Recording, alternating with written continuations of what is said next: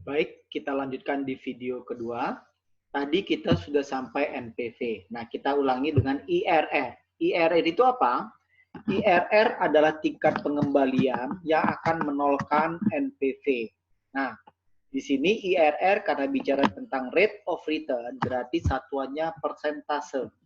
Nah, waktu saudara belajar PMK, saudara sudah tahu kriteria penerimaan satu proyek. Proyek diterima bila mana IRR return-nya lebih besar daripada WACC atau cost-nya. Itu kalau satu proyek. Kalau ada dua proyek atau lebih, nah ya tadi kita lihat tadi sudah ada proyek ABCD, kita urutkan dari yang paling tinggi, yaitu IRR tertinggi, terus ke IRR terendah. Berarti kita pilih IRR tertinggi. Kadangkala pada proyek yang sifatnya arus kasnya non-konvensional, masih ingat? Non-konvensional method itu artinya perusahaan hari ini keluar duit minus, kemudian beberapa tahun plus, kemudian keluar uang lagi minus untuk investasi plus, sehingga min plus plus min plus min plus gitu bolak-balik. Maka terhadap proyek yang non konvensional akan muncul masalah di IRR. Apa itu masalahnya? Terdapat multiple IRR. Nah, karena ada multiple IRR, maka diperbaiki oleh modify internal rate of return. Berarti ada modifikasi dari IRR. Satuannya apa? Sama persen. Kriteria penerimaan satu proyeknya apa? MIRR lebih besar daripada WACC. Kemudian kalau ada dua proyek atau lebih, MIRR tertinggilah yang akan kita pilih.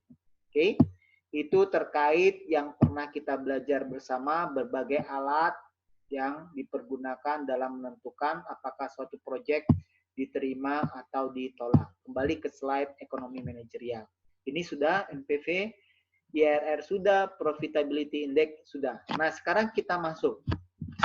Tadi waktu kita menghitung IRR tingkat pengembalian tersebut harus dibandingkan dengan cost of capital.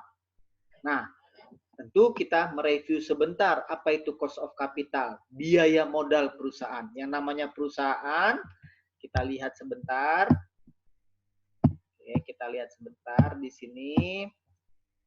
Ada berbagai macam sumber pendanaan.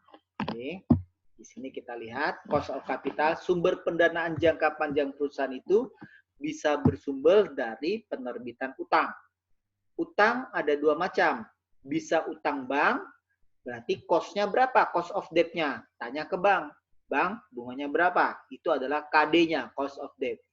Sementara kalau kita menggunakan penerbitan obligasi, berapa cost of debt-nya? Maka cost of debt-nya kita hitung menggunakan yield to maturity.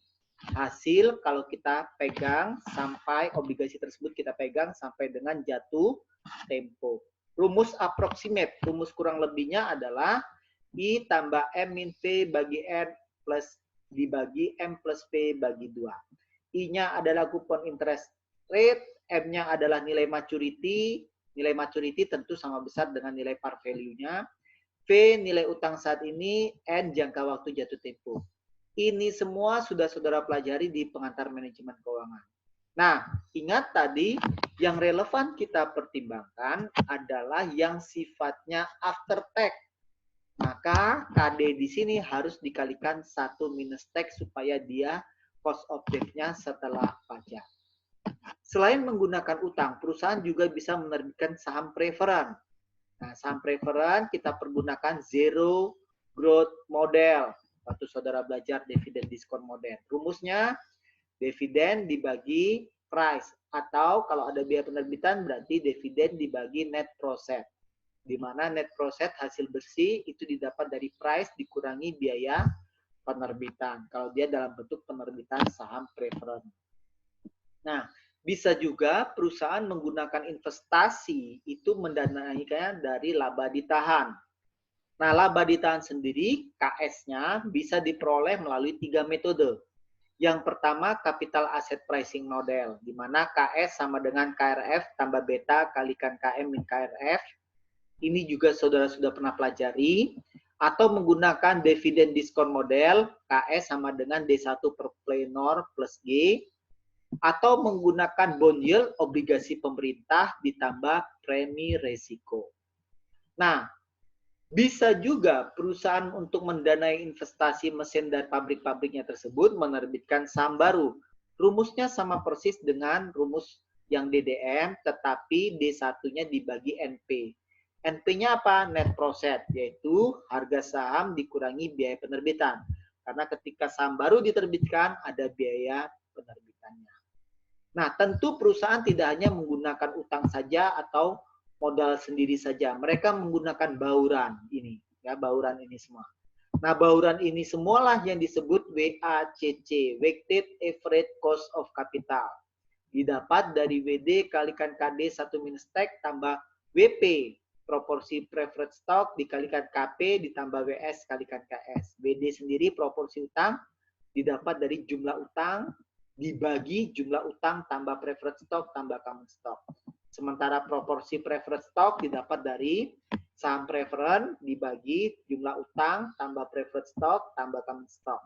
Sementara proporsi dari saham biasa, common stock dibagi debt ditambah preferred stock tambah common stock. Oke, kita kembali ke slide dari mata kuliah ini.